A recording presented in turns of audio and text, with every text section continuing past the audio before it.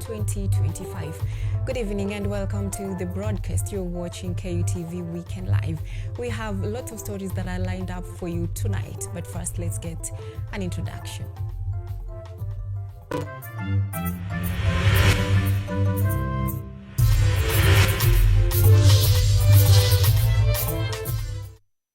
This is Weekend Live with Ocheng Cynthia.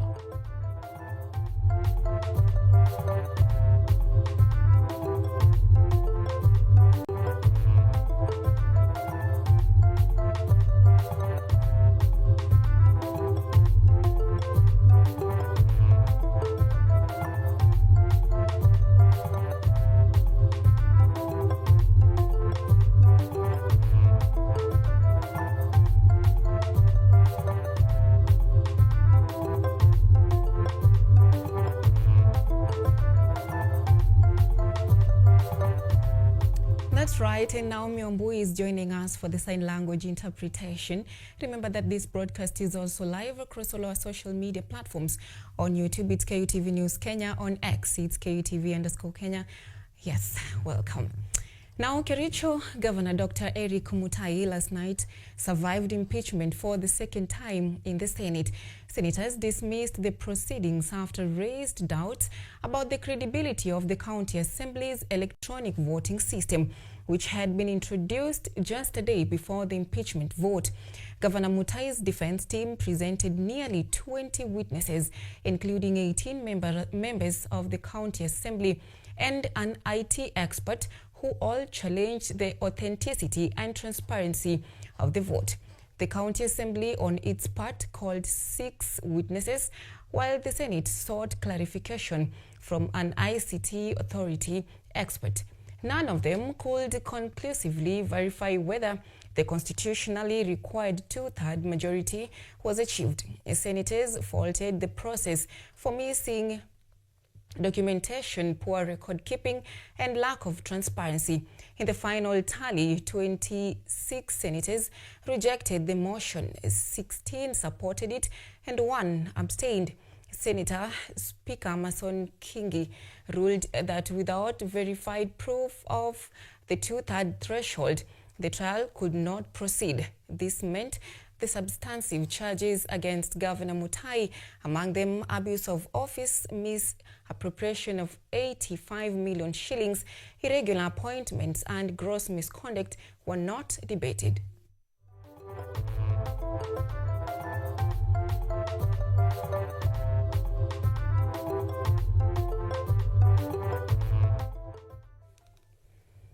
Elsewhere, Cabinet Secretary for Energy Opiyo Wandayi has announced that the government is set to transform rural electrification that is across Kenya within 2 years. While speaking in Usenge Village, Siaya County, Wandayi emphasized the efforts of expanding funding to connect more villages to the national grid. On the other hand, MPs from Siaya, including Samuel Atandi and David Ochieng, lauded President William Ruto's inclusive development agenda and urged continued support for his government and its initiatives. Eneo ya North Alego kwa jumla kwa miaka mingi sana, kwa muda mrefu tangu tupate uhuru katika nchi, imekuwa kwa giza tupu. Tunamshukuru Mheshimiwa Rais William Ruto na serikali yake kuu kwa kukumbuka wananchi wa Usenge na kwa kukumbuka wananchi wa North Alego kwa jumla kwa mambo ya maendeleo ya nguvu ya umeme. Pesa nyingi zaidi imeongezeka na tunahakika within the next 2 years we shall have electricity in every village na ikiwezekana in every homestead. We are true members of broad-based government. We are going to work together to ensure that the country attains conclusive development. William Samoei Ruto has shown us as Luos that so many things are possible. That 1, equity is possible. Number 2, you can bring all the communities of the country together and build one country, develop everybody, and ensure that every corner of the country grows. We will stand with William Samoei Ruto for his 2 terms. Sema 2 term. 2 term. 2 term.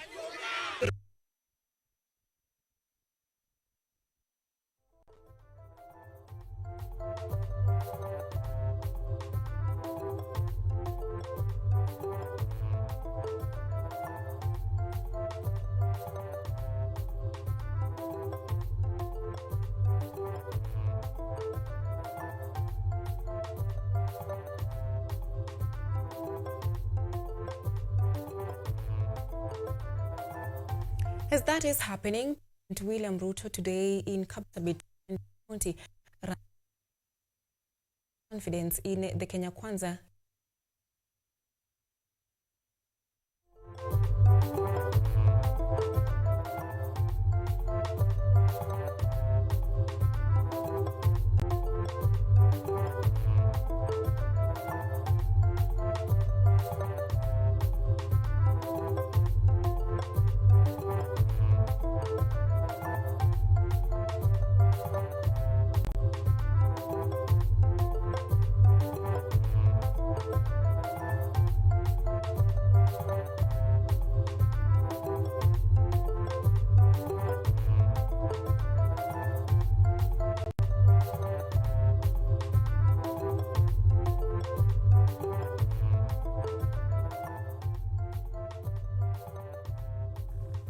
Now, apologies for that. We take it again. President William Ruto today in Kapsabet Nandi rallied supporters, expressing confidence in the Kenya Kwanza government's agenda and its ability to secure victory in the coming elections. He dismissed the opposition, saying it lacks any clear development agenda, while his administration continues to deliver in key sectors such as roads, housing, health, agriculture, and job creation. The president pledged to keep improving the country, insisting Kenya has what it takes to achieve first world status. No ya siasa bado mambo bado. Wale si mnaona kuna watu wengine wanatangatanga hapo wanamangamanga hapo. Unajua, wacha niwaeleze, si tulikuwa na ingine ya Tibim na Tialala, tuko sasa na one term Kasongo. Tutawanyorosha asubuhi na mapema. Ukose? Tambiririzo kwa smart. So, msikuwe na wasiwasi. Saa hizi wacha mimi ninyoroshe kazi. Si ndio? Siasa ikianza tutawaonyesha kivumbi. Nyinyi mnanielewa? Kwa sababu wale ni watu ambao hawana akili, hawana mpango, hawana sera, hawana agenda, ati wanatuimbia tu maneno ya slogan. Sisi tutawanyorosha mapema, wataenda nyumbani. Mnasema tuendelee na kazi ama tusiendelee? Tuendelee ama tusiendelee? Wale wanasema tuendelee na job, nione kwa mkono. Wale wanasema tuendelee. Bas. And political divisions over the recent Mbeere North by-elections has sparked controversy that is in Embu County. And as Beryl Atieno now reports, DCP has rejected any opposition coalition, insisting on their candidate Duncan Mbui to be the unified opposition choice. The Democratic Congress Party has rejected the idea of joining coalition with other opposition parties for the Mbeere North by-election, insisting that Duncan Mbui, who is currently the MCA for Ivorori Ward, to be the unified sole opposition's representative.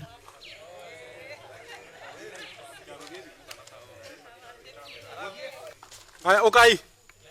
While speaking during a press briefing in Embu, the DCP's local chairman Joshua Kanake emphasized that the party will not entertain any agreement that sideline their candidate Duncan Mbui. He argued that Mbui's grassroots support make him the strongest contender. Hakuna vile itakuwa eti sisi kandidati wetu bwana Mbui ataachia mtu kiti. Mbui yako kwa kinyang'anyiro ya kiti ya Mbeere North, na hapana uwezekano eti utakuwa na mazungumzo. Mazungumzo ni kwa mwananchi. Mwananchi ndiye anaamua, na ground yote iko nyuma ya mheshimiwa Mbui. Kwa hivyo hiyo mambo mengine yote ambayo inasemekana sijui ati watu wameonekana wakizungumza. Duncan Mbui, DCP's candidate, emphasized his development track record and strong connecting with voters. He denied rumors of secret meetings with UDA, calling them the rival tactics. Watu wanasema ati nimekuwa kwa mkutano na watu wa UDA. Tafadhali wengine na wale wanasema nimekuwa kwa mkutano na watu wa UDA ni watu wa chama ingine ya DP. Moreover, Steve Simba supported Duncan Mbui, advocating for opposition's unity behind the most viable candidate. He criticized UDA for fostering corruption, arguing that their candidate will harm Mbeere North's interest. We welcome the spirit here kunitana as united opposition. All what we are asking our partners is to support the strong candidates. Naneke candidate Duncan Mbui wa Mbeere North. So we are welcoming them. Netorama karibithia muno. Mauke tunyitane our parties. Damaris Njoki also warned the electing UDA candidate will harm Mbeere North's public interest. She highlighted the government corruption, stressing that only Duncan Mbui could represent the people's needs effectively. Sasa tunajua tukimwaminia Mungu Duncan Mbui ataingia pale na UDA waache kududaganya. Sababu hata hiyo mtu wamesimamisha pale, sijui ameenda kanisa mara ngapi, hata sijui kama anajua mlango ya kanisa.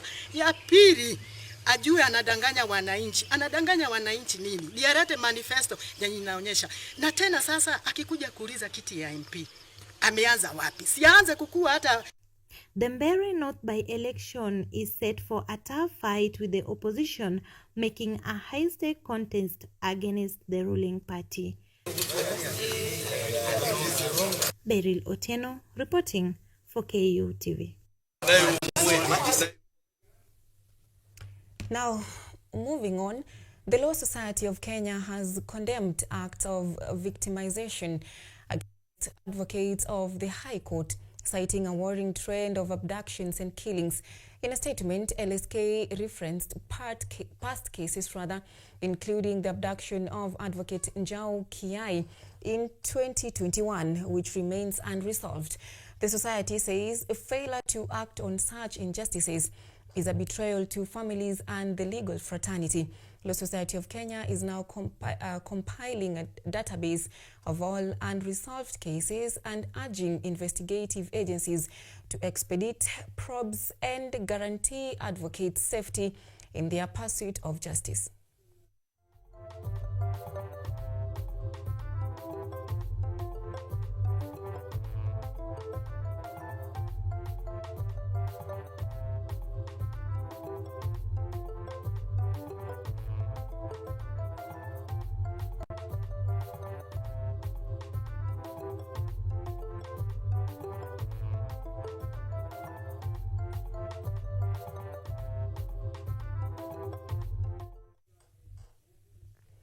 Members of Parliament in the National Assembly Committee on Information, Communication and Innovation have praised the ongoing internet connectivity initiative, terming it vital for security, education, health and economic development.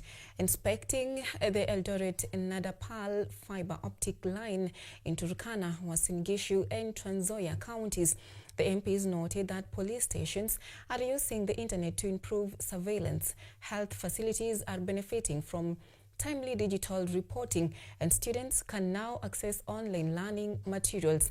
The MPs said connectivity is transforming livelihoods and promoting development in remote communities.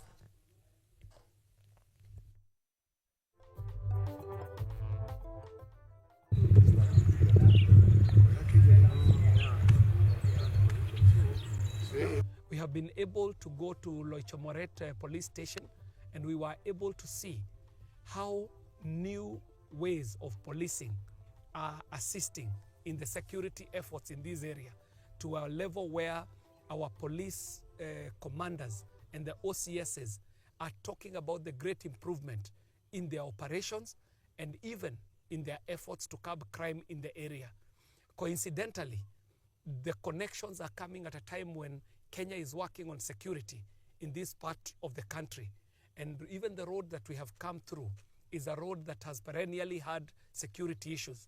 But today we had a smooth ride all the way to the border of Turkana and West Pokot, meaning that connectivity is able to solve age-old community problems. Here in Turkana, we have seen the digital economy working here. Connectivity is working here for young people. We have visited several sites, which include schools, the police stations, And we have seen a fully integrated digital program that is helping actually to transform communication as well as the businesses in this part of the country. Members also get to access the public internet when we need them to maneuver any activity on the internet portal. The internet is quite stable, as I can say. I get to use it on a daily basis, like Monday to Friday when I'm in the office.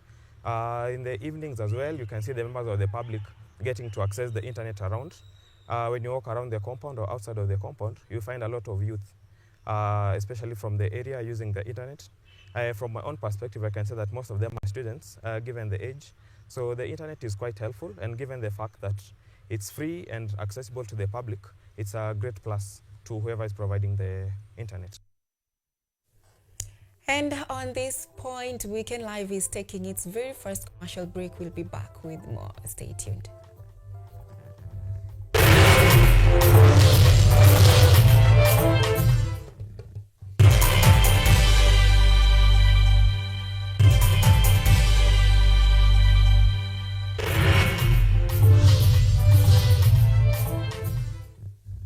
You are watching Weekend Live with Ocheng Cynthia.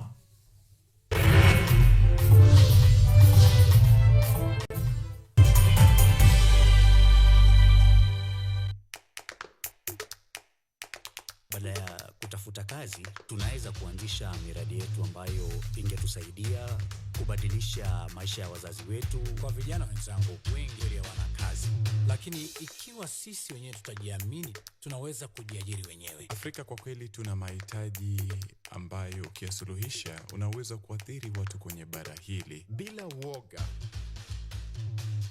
watu huwa na uzalishaji zaidi, wanajawa na ujasiri, wanakuwa wabunifu na wanakuwa wenye maarifa. Niliamua kuacha kazi, hata kama sitafanikiwa, nitakuwa nimejaribu, nitakuwa najua haiwezekani. Hakuna kitu cha ajabu hapa. Kila anayepata ufanisi hufanya kazi usiku na mchana. Kitu kitakusukuma na kuwezesha kupata maarifa ambayo hukuwa nayo. Tunajaribu kutengeneza kitu kitakachopita mipaka ya nchi hii. Ikiwa unataka kubadilisha ulimwengu, anza na nyumbani.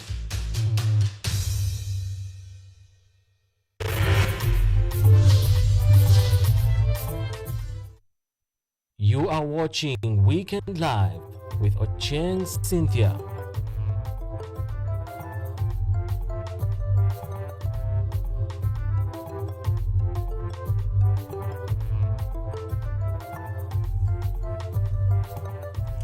Welcome back, and let's keep on informing you. Now, Health Cabinet Secretary Eden Duale has vowed to continue fighting cartels in the ministry, accusing them of sabotaging the government's efforts to strengthen the Social Health Authority under the Universal Health Coverage.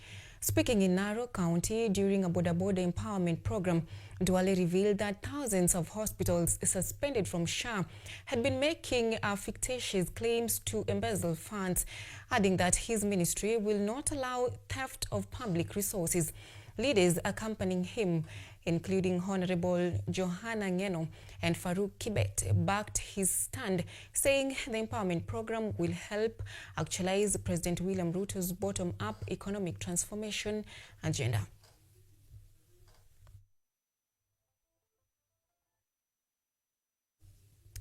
Now, moving on, government offices have intensified town hall meetings, that is across Mount Kenya, to explain development projects and hear public concerns.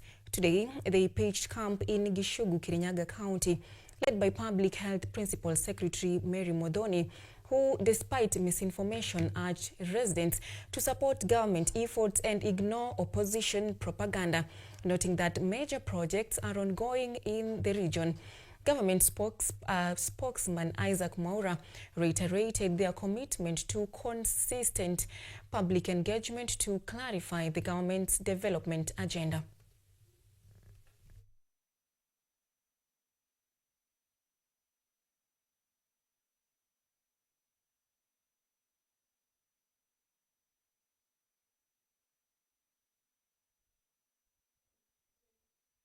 What we want to discuss on. We do not want to drag ourselves into political cocoons where people just discuss discuss issues that are not helping the people of Kenya.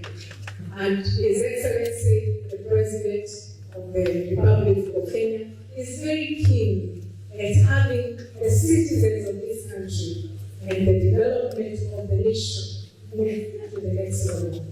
We have seen issues of the school, affordable housing, health sector, where I work, and we have seen the movement and also the growth into the areas that we have. And in other news, national government administration offices have been urged to remain vigilant against illicit brews as some bar owners operate outside legal hours. While speaking at Women Empowerment event in Kirinyaga County that was organized by Kirinyaga Central Member of Parliament Gachoki Gitari, Laikipia East MP Mwangi Gishungi stressed on the importance of enforcing laws on bar operations and controlling the growing number of alcohol outlets. Kiunjuri further highlighted that excessive drinking undermines the productivity and potential of youths. Wanauza pombe, wauze pombe yao kulingana na sheria. Waangalie masaa ya kuuza pombe zao. Lakini wale wanauza pombe ambaye ni haramu, lazima serikali iwashukulie hatua. Manake kuna ile masaa imewekwa ya kuuza pombe. Lazima wale wamepewa kazi ya kupigana na kazi ya pombe na mihadarati, lazima wote waingie kwa kazi yao. Hatuwezi achilia vijana wetu, kwa sababu hata kama tutakuwa na kazi mingi tunafanya kama serikali na vijana wetu wamepotea, hakuna haja, kwa sababu kesho yetu ni vijana yetu. Na kwa hivyo sisi tunataka kuuliza wale ambao wako kwa serikali ambaye wamelala kazini, lazima tuamuke sasa. Elsewhere, Usonga Member of Parliament Samuel Atandi has opposed plans to close Siaya campus of Jaramogi Oginga Odinga University, warning that the move will damage the town's economy. The MP said he received communication from the university vice-chancellor that the county government intends to use the Farmers Training Center land for its headquarters, forcing the university to relocate. He urged Governor James Orengo to respect the wishes of residents who prefer the campus remain. Jaramogi Oginga Odinga University has a satellite campus at the Siaya Farmers Institute in Siaya. That satellite campus has about 1,200 students. I recently received a communication from the Vice Chancellor of Jaramogi Oginga Odinga University that they intend to close that satellite campus. Reason being that the land the satellite is sitting on belongs to the county government of Siaya. And the county government of Siaya has another program for that land. They want to build a new county headquarters in that land. Therefore, the university must give way. I spoke about it yesterday. I want to speak about it now. What I want to do is to urge the county governor of Siaya, because I have been talking to him. I spoke to him about this issue when we met with him in Nairobi together with the entire leadership of Siaya. And we implored on him to consider retaining that land for the sake of the expansion of the university and not for building county headquarters. But it seems the governor is not listening. I want to remind him today that according to the interests of the people of Alego Usonga, we would rather have the university in that land rather than the offices of the county government of Siaya. Now, Siaya County will host the Siaya International Trade and Investment Conference from October the 14th to 17th this year. The event aims to position Siaya as a leading investment destination. Governor James Orengo announced that the conference, which will be officiated by President William Ruto, will focus on opportunities in agriculture, the blue economy, value chain addition, and renewable energy. The conference will feature keynotes, exhibitions, site visits, and discussions on public-private partnerships. Siaya's strategic assets include arable land, a dynamic blue economy, and skilled youths. We formally announced the Siaya International Trade and Investment Conference. otherwise known by the acronym CITICO 2025, scheduled for 14th to 17th October 2025. Our goal is simple and measurable: catalyze domestic and foreign direct investment, accelerate enterprise growth, and secure bankable commitments that move from memorandum to machinery, from intent to impact.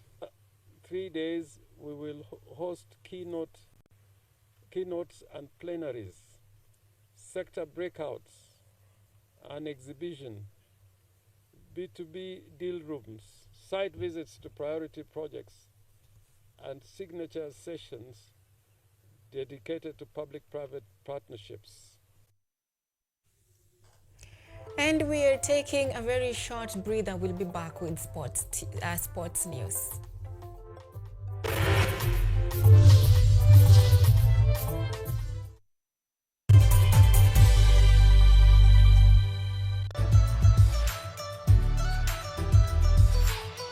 My name is Jakub Petri. I'm Associate Professor in the Institute of Philosophy of Jagiellonian University in Krakow, Poland. And I'm the main coordinator of the CAFE project, which is being here hosted by KUTV University. My name is Ewa Hudoba. I am a project manager in this consortium. Keep watching cutting-edge research at KUTV University Television.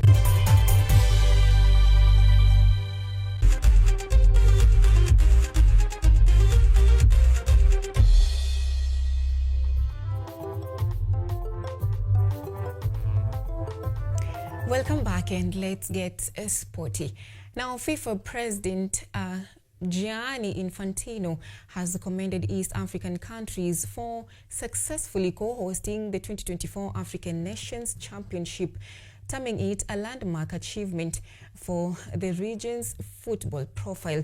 Infantino affirmed FIFA's commitment to continue working with CAF to nurture talent, invest in football infrastructure, and ensure that African players have opportunities to shine at the global stage.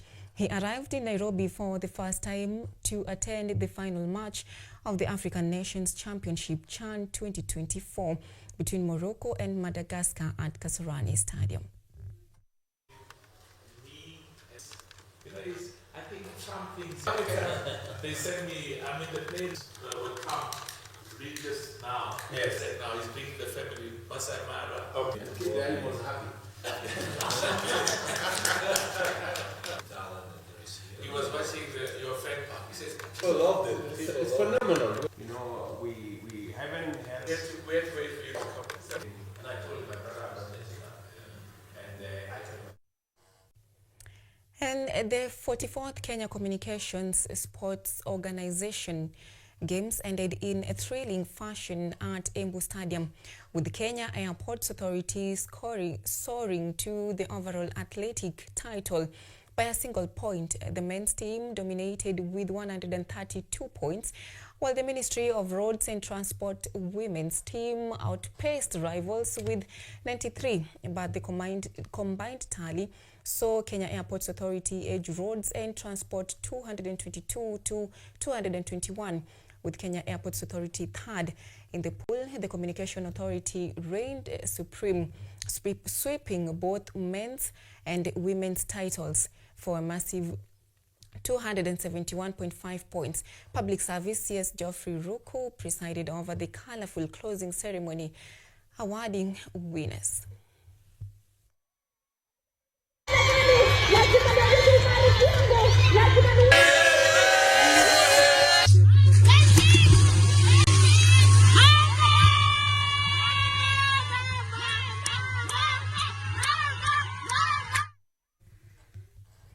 Now it's exactly 32 minutes past the hour. We say thank you so much for trusting us to inform you on the matters happening in and across the country.